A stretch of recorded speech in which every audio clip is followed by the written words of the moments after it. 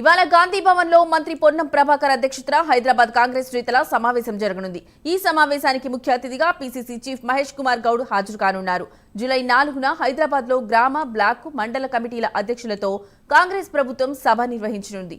ఈ సభకు ఏఐసీసీ అధ్యక్షుడు మల్లికార్జున ఖర్గే హాజరు కానున్నారు. దీంతో ఇవాళ సభ ఏర్పాట్లపై కాంగ్రెస్ నేతలు సమావేశం నిర్వహించనున్నారు. ఈ సభ విజయవంతంపై నేతలకు మంత్రి పొన్నం ప్రభాకర్, పీసీసీ చీఫ్ మహేష్ కుమార్ గౌడ్ దిశానిర్దేశం చేయనున్నారు.